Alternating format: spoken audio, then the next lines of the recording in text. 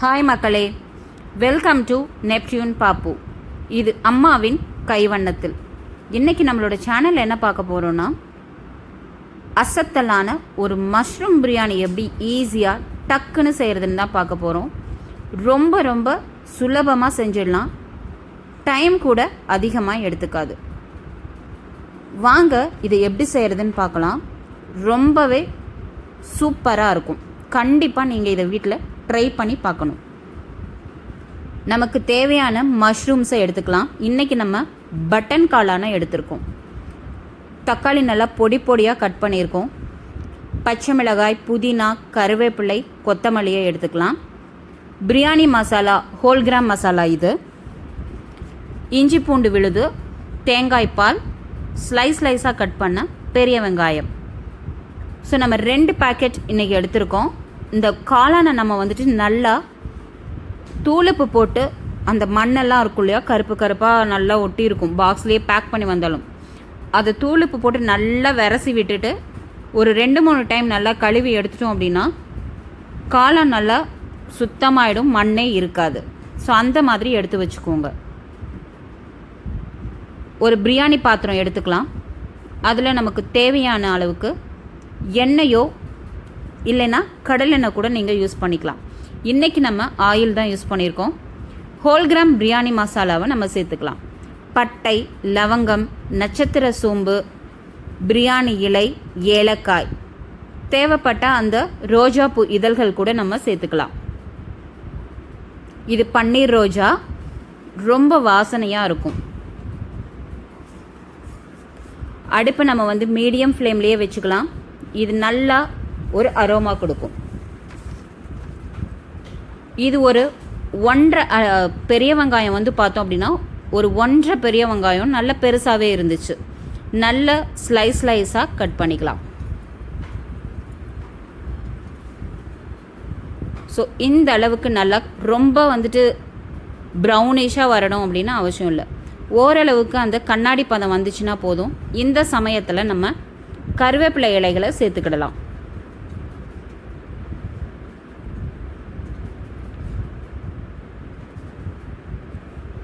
பிரியாணி நம்ம ஃபஸ்ட்டு எந்தெந்த இன்க்ரீடியன்ட்ஸ் சேர்க்குறோம் அப்படிங்கிறத பொறுத்து தான் அதோட நறுமணம் அப்படிங்கிறதே இருக்குது.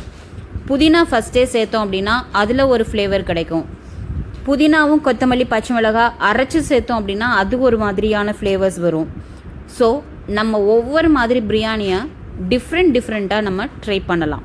அதுவும் இந்த மஷ்ரூம் பிரியாணி பார்த்தோம் அப்படின்னா, சும்மா வெங்காயம், பச்சை மிளகாய் போட்டு வதக்கி சாப்பிட்டாவே அவ்வளோ நல்லாயிருக்கும். மஷ்ரூம் பார்த்தோம் அப்படின்னா நமக்கு 0 ஃபேட். நமக்கு ரொம்ப வெயிட் லாஸ் பண்ணணும்னு நினைக்கிறவங்க எடுத்துக்கிடலாம். ரெட் மீட் எனக்கு வேண்டாம் அப்படிங்கிறவங்களும் அடிக்கடி நம்ம காளானை ப்ரிஃபரபுளாக எடுத்துக்கலாம். ஸோ வெங்காயம் வதங்கினதுக்கு அப்புறமா நம்ம தக்காளியை சேர்த்துக்கலாம். நம்ம தயிரோ லெமனோ இதில் ஆட் பண்ணலை, அதனால புளிப்புக்கு தேவையான தக்காளியை இதிலையே சேர்த்துக்கலாம். ரொம்ப புளிப்பும் இல்லாத மாதிரி பார்த்துக்கோங்க. தக்காளியோட புளிப்புத்தன்மையை பொறுத்து இதில் நம்ம 4 பெரிய தக்காளியை ஸ்லைஸ் பண்ணி சேர்த்துருக்கோம். மஞ்சள் தூள் தேவையான அளவு சேர்த்துக்கோங்க. எங்களுக்கு மஞ்சள் தூள் பிடிக்கல, ஃபுட் கலர்ஸ் தான் ஆட் பண்ணுறோம் அப்படின்னா அது ப்ரிஃபர் நான் பண்ணலை. பட் அது உங்களுடைய விருப்பம். ஆனால் ஆட் பண்ணாமல், மஞ்சள் தூள் ஆட் பண்ணாமல் கூட நீங்கள் செஞ்சு பாருங்கள், நல்லாயிருக்கும் கலரு. பட் மஞ்சள் தூள் ஆட் பண்ணோன்னா இன்னும் நல்லா கிளாஸியாக இருக்கும். நம்முடைய பிரியாணிக்கு தேவையான இஞ்சி பூண்டு பேஸ்ட்டு. சில சமயம் இந்த இஞ்சி பூண்டு பேஸ்ட்டை நம்ம வெங்காயம் வதங்குறப்பவே சேர்த்துப்போம், கல்லுப்பு சேர்த்து. ஸோ அதுதான் சொன்னேனே, பிரியாணி ஒவ்வொரு தடவையும் நம்ம ஒவ்வொரு ஸ்டைலில் செஞ்சோம் அப்படின்னா ஒரே மாதிரி பிரியாணி நம்ம வீட்டில் எப்போவுமே இருக்காது. ஒவ்வொரு நாளும் இதே மாதிரி நம்ம டிஃப்ரெண்ட்டாக செஞ்சு கொடுத்தோம், அந்த ஸ்டெப்ஸ் எல்லாம் மாற்றி செஞ்சு கொடுத்தோம் அப்படின்னா மஷ்ரூம் பிரியாணியை டிஃப்ரெண்ட் டைப்ஸில் நமக்கு கிடைக்கும். ஸோ புதினா, கொத்தமல்லி இலைகளை நம்ம இப்போ சேர்த்துக்கலாம். தக்காளி ஒரு அரை பதத்துக்கு நல்லா வெந்துருச்சு. அந்த சமயத்தில் நம்ம புதினாவும் கொத்தமல்லி இலைகளையும் சேர்த்துக்கலாம்.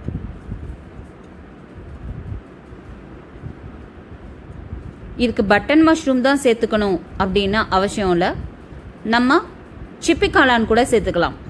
ஆனால் சிப்பி காளான் சேர்த்தோம் அப்படின்னா அது நம்ம தக்காளி மாதிரி அதுவும் வதங்கிடும், பீசஸாக நமக்கு கிடைக்காது. பட் பட்டன் காளான் அப்படின்னு இருந்துச்சு அப்படின்னா ரொம்ப குட்டி குட்டியாக கட் பண்ணாதீங்க. ஒரு காளான் இருக்குது அப்படின்னா அது ஹாஃபாவோ இல்லை 4ஆவோ கட் பண்ணுங்கள். அப்போ தான் நம்ம வந்துட்டு சாப்பிடும்போது காளான் வந்து நமக்கு தெரியும், நல்லா நமக்கு க்ரன்ச்சியாக நமக்கு ஒரு ஃபீல் கொடுக்கும். ஸோ இது லஞ்ச் பாக்ஸு கூட நம்ம கட்டி கொடுக்கலாம். ஸோ இந்த காளானை நம்ம சேர்த்துக்கலாம். இந்த சமயத்தில் தக்காளி நல்லா வதங்கிடுச்சு. வதங்கினதுக்கு அப்புறமா நம்ம இந்த காளானை சேர்த்துக்கலாம். தண்ணி எதுவும் சேர்க்காதீங்க, ஏன்னா காளான்லேயே தண்ணி இருக்கும். அதோட வாட்டர் கண்டென்ட்டே கொஞ்சம் நேரம் வேக விட்டோம் அப்படின்னா அதுலேருந்து வாட்டர் கண்டென்ட் கொஞ்சம் கொஞ்சமாக அதுலேருந்து வெளியில் வரும். உங்களுக்கு தெரியுதா? ஸோ காரத்துக்கு தேவையான பச்சை மிளகாய் 1-2 உடச்சி போட்டுக்கலாம்.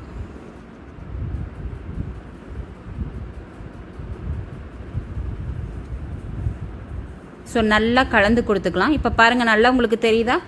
தக்காளியில் இருக்க தண்ணி, நம்மளுடைய காளான் கொஞ்சம் தண்ணி விட்டுருக்கு. ஸோ இதுவே போதும். இப்போ பார்த்தோம் அப்படின்னா நம்ம காஷ்மீரி மிளகாத்தூள் கொஞ்சம் சேர்த்துக்கலாம். ஸோ கலர் வேணுங்கிறவங்க காஷ்மீரி மிளகாத்தூள் கொஞ்சம் சேர்த்துக்கோங்க. அது கூட தனி மிளகாய் தூளும் சேர்த்துக்கலாம். ஸோ இது பார்த்தோன்னா பிரியாணி மசாலா.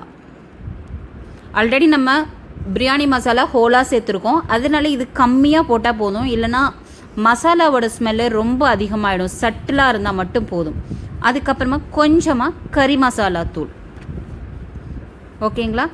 ஸோ இந்த ரெசிபிஸ் கறி மசாலா, பிரியாணி மசாலா வேணும்னா கமெண்ட் பண்ணுங்கள், டிஸ்கிரிப்ஷன்ஸில் இல்லைன்னா நான் கொடுக்குறேன். ஸோ பாருங்கள், நம்ம தண்ணியே விடலை, ஆனால் மசாலா சேர்த்து கூட தண்ணி நல்லா இருக்குது. ஸோ இந்த அளவையும் நம்ம கணக்கில் வச்சுக்கிட்டு தான் நம்ம பிரியாணி செய்யும்போது தண்ணி சேர்க்கணும். நம்ம இன்றைக்கி எடுத்திருக்கிற அரிசி பார்த்தோம் அப்படின்னா சீரக சம்பா அரிசி. சீரக சம்பா அரிசிக்குன்னே தண்ணி ஃப்ளேவர் இருக்கும். ரொம்ப நேரம் ஊற வைக்கணும்னு அவசியம் இல்லை.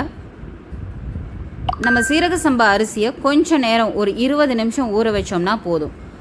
அந்த அரிசிக்குனே ஒரு நல்ல ஒரு நறுமணம் இருக்கும். பாருங்கள், ஒரு பேனில் எண்ணெய் ஊற்றிட்டு அதில் நல்லா ஊற வச்சு வடித்த சீரக சம்பா அரிசியை நம்ம சேர்த்துக்கலாம். சேர்த்து லைட்டாக நம்ம வறுத்துக்கலாம். வறுக்கும் போதே ஒரு நல்ல ஒரு நறுமணம் வரும். நீங்கள் கண்டிப்பாக அதை ஃபீல் பண்ணுவீங்க. ஸோ ரொம்ப பொன்னிறமாக ஆகணும்னு அவசியம் இல்லை. அந்த வயிற்று பகுதின்னு சொல்லுவாங்க இல்லையா, அது நல்லா ஒயிட்டாக மாறும். அந்த மாதிரி வெள்ளையாக மாறினதுக்கு அப்புறமா நம்ம ஸ்டவ் ஆஃப் பண்ணி கொஞ்சம் ஆற வச்சுக்கலாம். இது எதுக்காக அப்படின்னா அதோட அரோமா வந்து நல்லா எடுத்து கொடுக்கும். அது மட்டும் இல்லாமல் உதிரியாக சாப்பாடு ஒன்றோட ஒன்று அரிசி ஒட்டாமல் நல்லா வரும். ஸோ சில பேர் லெமன் பிழிஞ்சு விடுவாங்க இல்லையா, ஸோ அதுக்கு பதிலாக ஸோ இந்த மாதிரி கண்டிப்பாக வறுத்து சேர்த்து பாருங்கள். எந்த பிரியாணி செஞ்சிங்கனாலும் அரிசியை தனியாக வறுத்து பிரியாணியில் சேர்த்துக்கோங்க.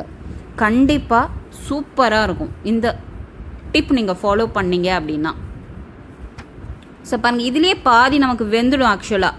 அதனால் பிரியாணி செய்கிற போது டக்குன்னு நமக்கு வெந்து வந்துடும். நம்ம அப்படியே விட்டுறக்கூடாது. மீடியம் ஃப்ளேமில் தான் வச்சு நம்ம அரிசியை வறுக்கணும். நம்ம கைவிடாமல் கிளறிக்கிட்டே இருக்கணும். அதே சமயத்தில் அரிசி உடஞ்சிடக்கூடாது.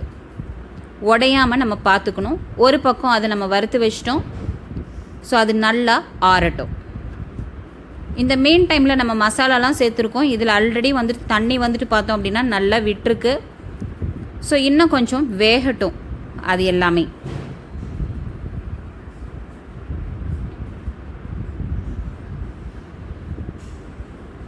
நம்ம எவ்வளோ அரிசி எடுத்துருக்கோமோ அந்த அரிசிக்கு டபுள் தி டைம் ஊற்றணும்.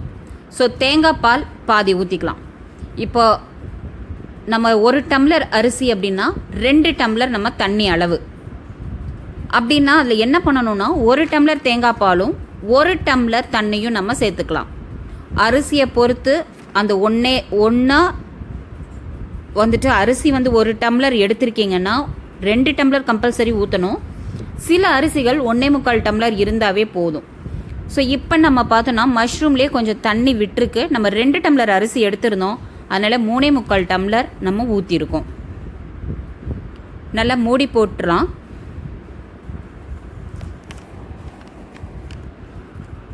இந்த சமயத்தில் நம்ம உப்பு காரத்தை செக் பண்ணிக்கணும்.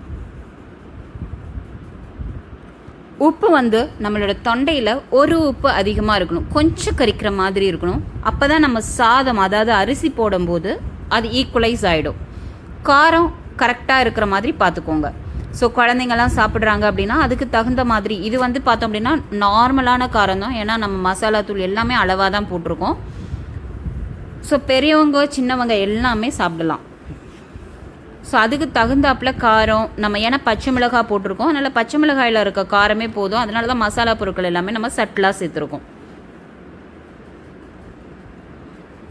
ஸோ நல்லா கொதி வரட்டும்.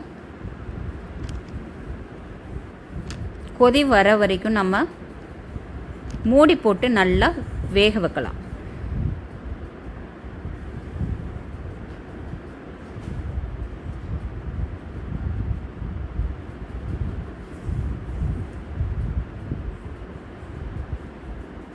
நல்லா தளன்னு கொதிக்குது. உங்களுக்கு தெரியுதா? அந்த கிளாஸ்க்குள்ளார பார்த்தோன்னா இந்த சமயத்தில் கொஞ்சம் உப்பு டேஸ்ட் பண்ணும்போது பத்தலைங்கிறதுனால கொஞ்சம் நம்ம உப்பு இதில் சேர்த்துருக்கோம்.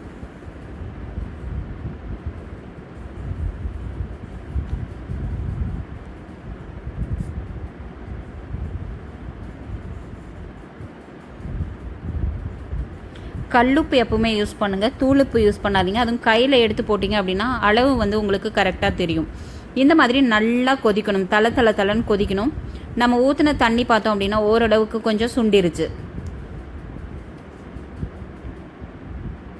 ஸோ இந்த சமயத்தில் பாருங்களேன் எப்படி நல்லா கொதிக்குது பாருங்கள். மஷ்ரூம்ஸ்லேருந்து எல்லாமே நல்லா வெந்திருக்கும்.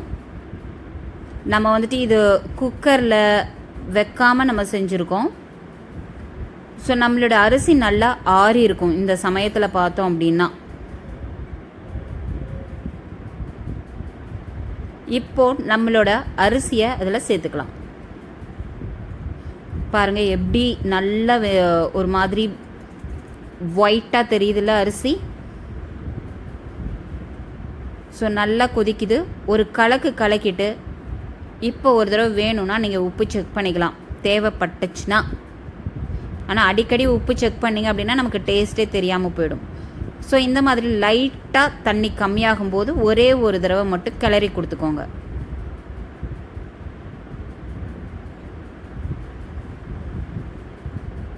நல்லா சமப்படுத்திட்டு வாழை இலை இருந்துச்சு அப்படின்னா அதை வச்சு கவர் பண்ணிடலாம். இல்லை அப்படின்னாலும் நோ ப்ராப்ளம்.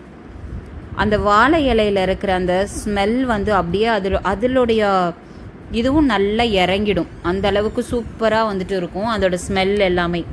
ஸோ வேணும் அப்படிங்கிறவங்க வனஸ்பதி யூஸ் பண்ணிக்கலாம். இல்லை அப்படின்னா நெய் கூட நீங்கள் சேர்த்துக்கலாம். சேர்த்துட்டு பொறுமையாக லைட்டாக கிளறி கொடுத்துக்கோங்க. பாருங்கள் நம்மளோட மஷ்ரூம் பிரியாணி செம்மையாக உதிரியாக தயாராகிடுச்சு. இதுக்கு நல்லா சிம்பிளாக ஒரு ரைத்தாவும் ஏதாவது ஒரு ஃப்ரையும் வச்சு சாப்பிட்டீங்க அப்படின்னா அவ்வளோ அசத்தலாக இருக்கும், செம்ம டேஸ்டியாக இருக்கும். காரம் எல்லாமே சட்டிலாக இருக்கும். உண்மையாகவே இந்த மஷ்ரூம் பிரியாணி ஒரு நல்ல ஒரு சாய்ஸ் அப்படின்னு தான் சொல்லுவேன். நீங்களும் வீட்டில் கண்டிப்பாக தவறாமல் இந்த மஷ்ரூம் பிரியாணியை நீங்கள் செஞ்சு பாருங்கள். செஞ்சு பார்த்துட்டு எப்படி இருந்துச்சு அப்படின்னு நமக்கு கமெண்ட் பண்ணுங்கள். Thank you for supporting our channel Neptune Pappu. Stay tuned for next video.